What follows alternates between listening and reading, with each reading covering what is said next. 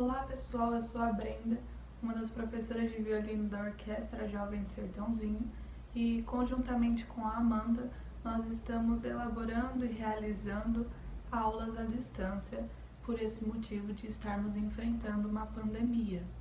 Então, nesse plano de aulas, nós combinamos de fazer alguns vídeos suplementares para poder auxiliar os alunos e todos aqueles que acessarem a poder ter uma certa continuidade fluente nos exercícios que estão sendo passados e na música em geral também, que é tão importante quanto.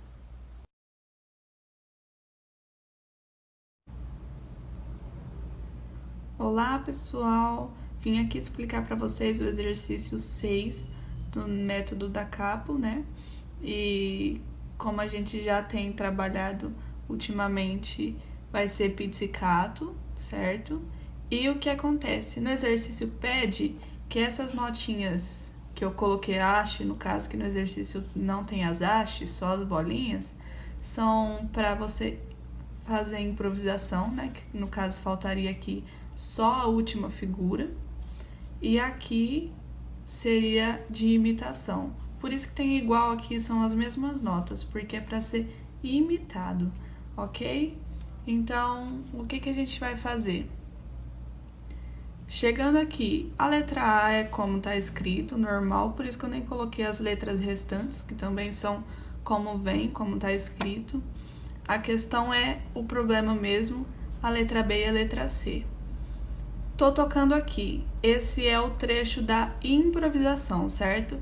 Improvisar é a liberdade que a gente tem de variar entre essas três notas. Então, o que vai acontecer? Na hora que eu estiver tocando, eu vou tocar Sol, Ré, Lá, e aí vou optar por outra nota, que pode ser Sol, Ré ou Lá. Então, eu posso tocar, por exemplo, Sol, Ré, Lá, Ré. E aí, o que vai acontecer? Já que esse compasso é o de imitação, que é a letra C, a gente vai ter que fazer Sol, Ré, Lá, Ré. Ok? E aí, o que vai acontecer?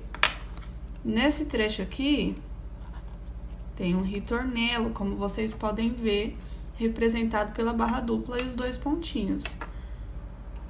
Na hora que a gente retornar, isso aqui, você vê que tá escrito a lápis? Por quê? Porque é a improvisação, que foi imitada, certo? Então, a gente vai poder reimprovisar essas notas. Na hora que voltar, você vai lá e faz Sol, Ré, Lá, e aí você pode escolher outra nota que não precisa ser a Ré. Pode ser a Ré? Pode ser a Ré, mas não necessariamente precisa ser a Ré. Então, vou colocar aqui Lá, por exemplo, e depois a imitação, que também tem que ser Lá, ok? Então, passando um pano aqui pra gente ver como ficou, tá tocando daqui do começo. Sol, Ré, Lá, Ré, Lá, Lá, Sol, Ré, Lá, Ré, Sol, Ré, Lá, Ré, ok? Voltou, Sol, Ré, Lá, Lá, Sol, Ré, Lá, Lá, ok? É muito importante levar em consideração que a C, no caso aqui, é a imitação da letra B. Então, seja qual a nota que vocês escolherem para representar o último tempo do compasso da letra B, Esse último tempo também tem que ser tocado aqui, tal como todas as notas daqui estão sendo representadas aqui também. Começando o exercício. 1, 2, 3, 4.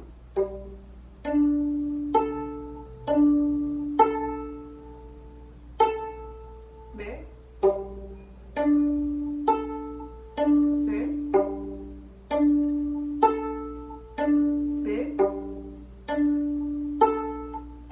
C.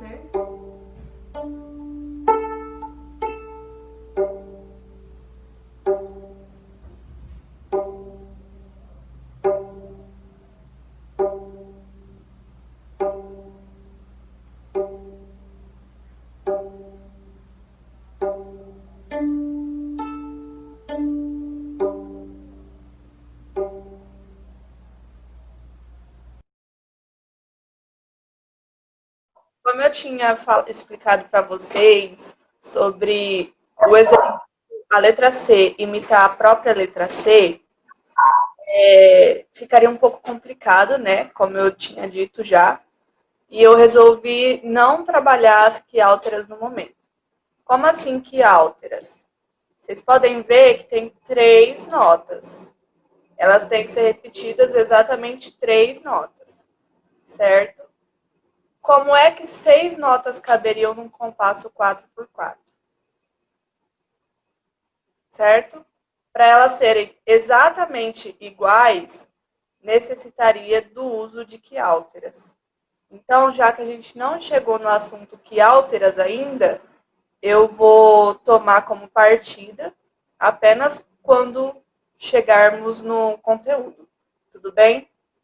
Então, por hora, nós faremos apenas as semínimas, como estávamos fazendo antes. Então, como vai ficar? Na letra B, vocês têm improviso da última nota. Como assim improviso da última nota? Vocês vão poder variar entre Sol, Ré e Lá na última figura. Por exemplo, na letra B, vocês podem tocar as seguintes notas. 1, 2, 3, 4. Ou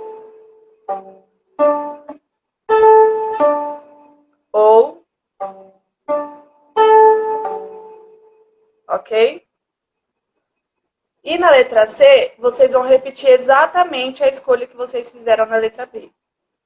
Na hora que chegarem no ritornelo, que manda voltar para B, o que acontece? O improviso, ele pode ou não ser repetido, porque é uma coisa que não está escrito na partitura. Então, vocês vão ter a oportunidade de improvisar novamente. A questão é, se vocês mudarem na letra B, a letra C tem que ser repetida.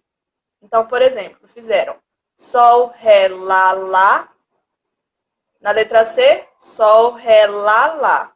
Voltou, decidiu fazer Sol, Ré, Lá, Sol. A letra C tem que ser Sol, Ré, Lá, Sol. Ok? Então, é só isso. Na letra D, fazer e voltar, né, com o ritornelo, como está escrito, porque não tem nenhuma abertura de improviso. E na letra E, para terminar. Ok? Então, seguimos para exercício 7.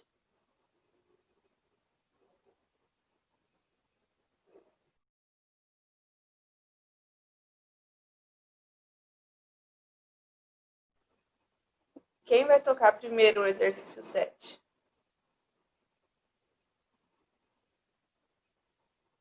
Posso fazer, Brenda?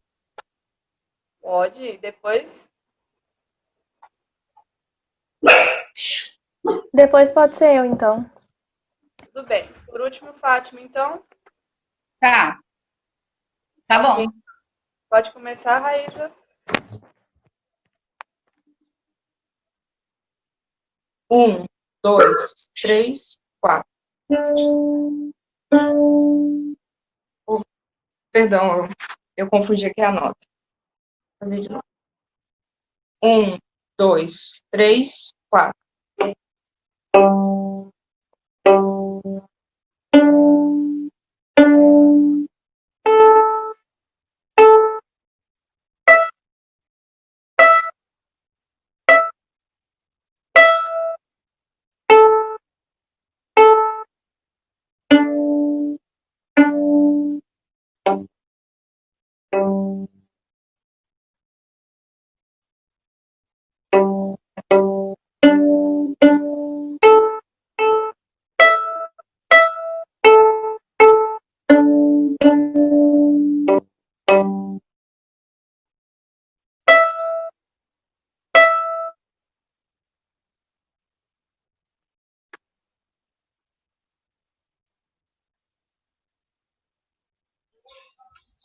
Seria isso? Isso, tá certo o que você tocou de tempo, tá certo. O que eu gostaria de indicar é a questão do som, mais redondinho, se você puder, o mais redondo possível, tá?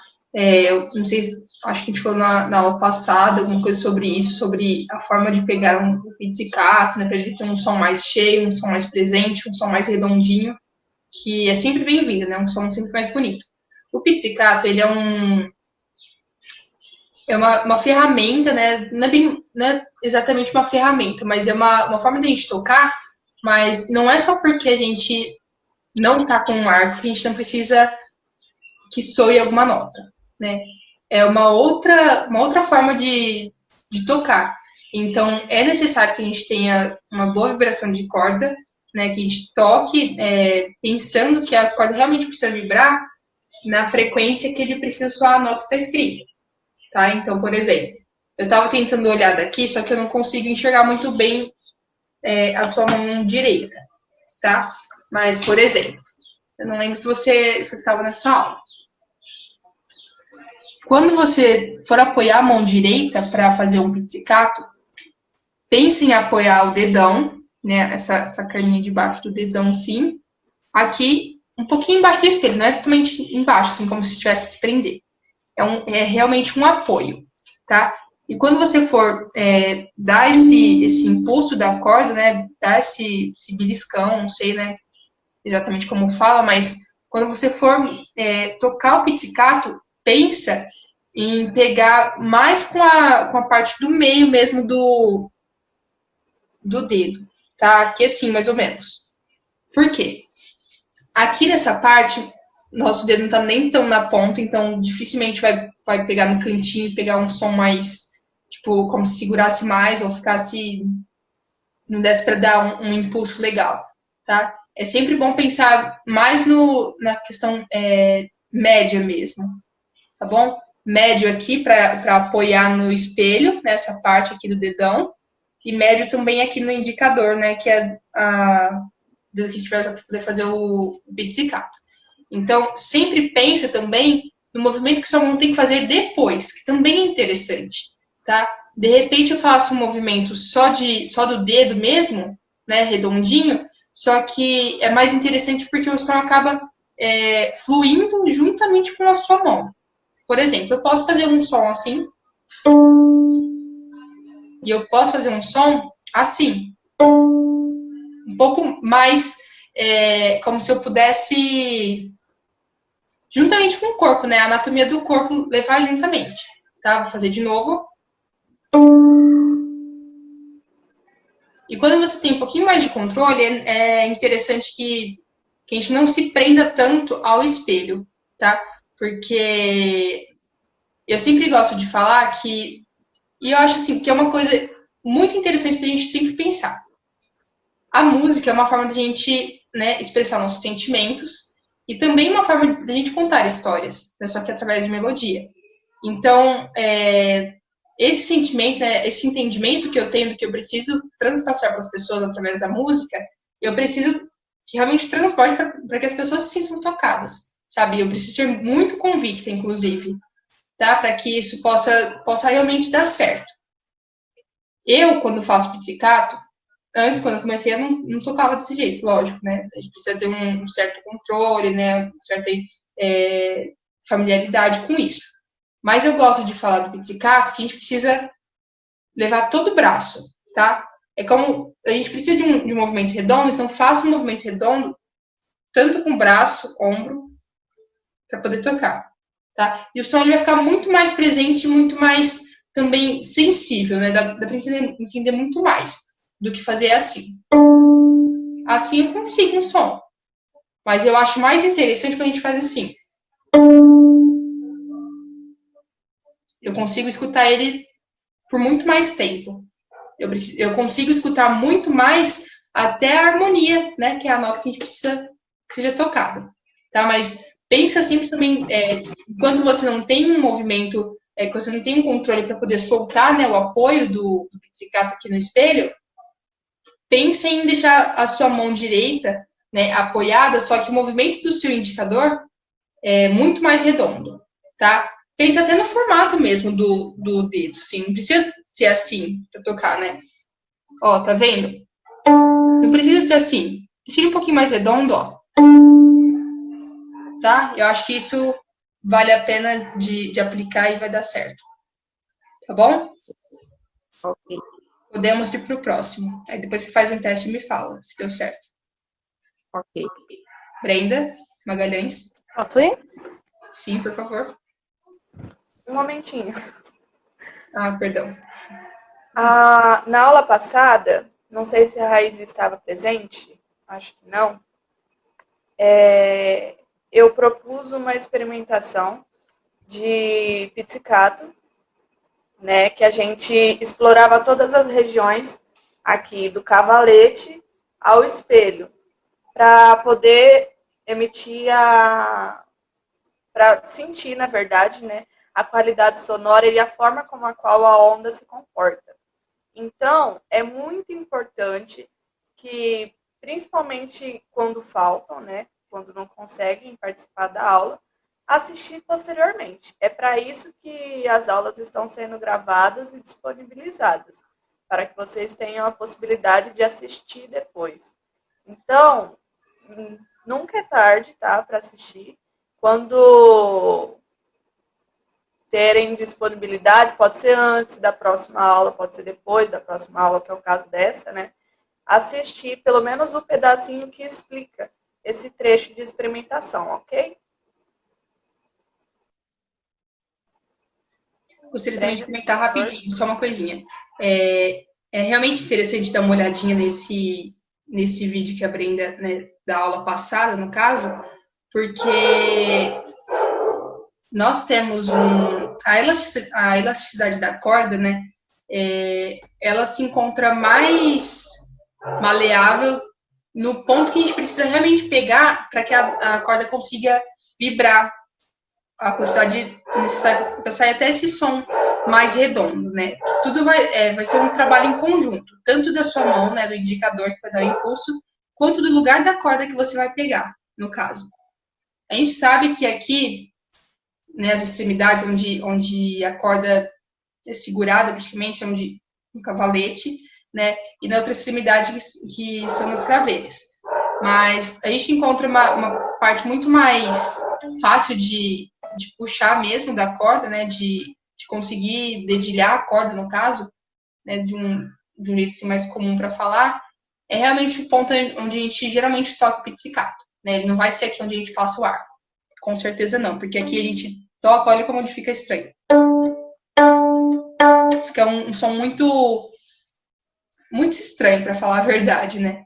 E aqui, um pouquinho depois, assim, ó, acho que aqui se encontra a parte mais, assim, ideal de um som de pizzicato presente, cheio e redondinho, tá? Mas é em conjunto que você faz com a mão direita, né? Que consegue um som mais redondo e mais cheio, tá bom? Mas dá uma olhadinha lá na aula anterior que vai ser interessante você ver um pouquinho mais.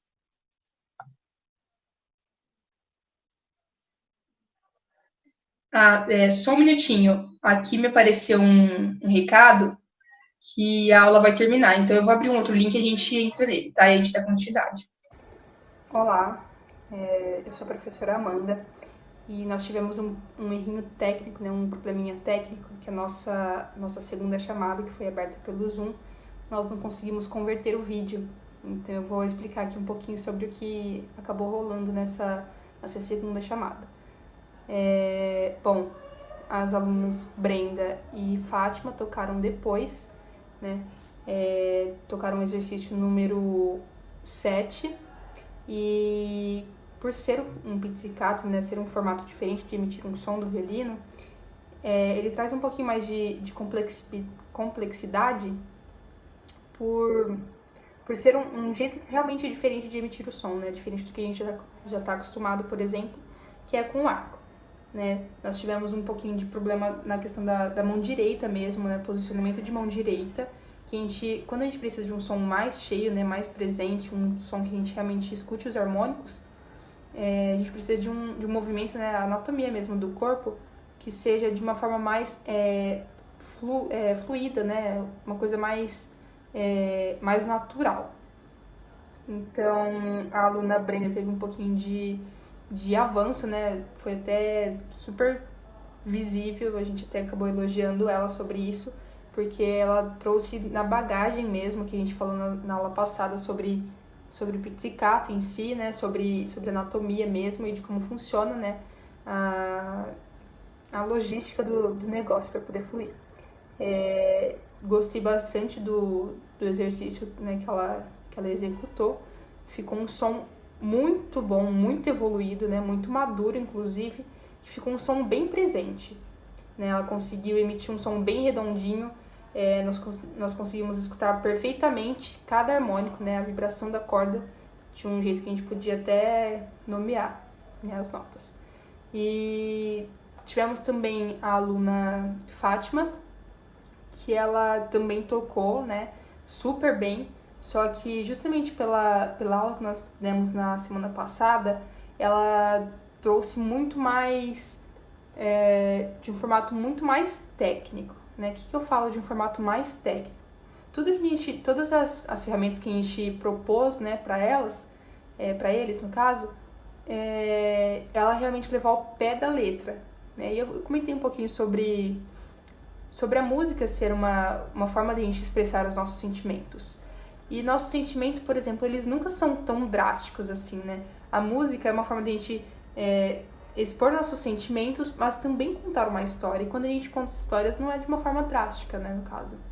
E aí ela realmente considerou a parte do posicionamento do violino e realmente empurrando, assim, né? Eu comento, assim, sobre um apoio da mão direita para fazer o pizzicato. Mas ela tá fazendo de um jeito como se ela estivesse empurrando o espelho, né? Como se tivesse tudo muito forçado, tudo muito considerado realmente o técnico, né? Tipo assim, ó, eu vou fazer, eu sei que eu tenho que apoiar. Tô apoiando. E com isso, né, de você ter que empurrar o espelho, no caso, traz um formato de mão mesmo, tudo muito... Eu particularmente falo que é feio, né, mas a gente precisa se embasar melhor. Mas o que acontece, né, explicando sobre anatomia? Quando a gente fala sobre emitir um som através do pizzicato, a gente precisa realmente relaxar as mãos. Por quê? Diferente de um som que a gente emite com o arco, né, que a gente passa realmente todo o movimento do braço, dos ombros, né, tudo relaxado e externa esse som, no caso, só que a gente passa para um objeto, no caso, que é o arco, né, diferente desse som que a gente emite com o arco, nós temos o pizzicato, que é um contato direto com a corda, né? Nós não temos que manusear um objeto para isso. O próprio objeto que vai emitir esse som é a nossa mão.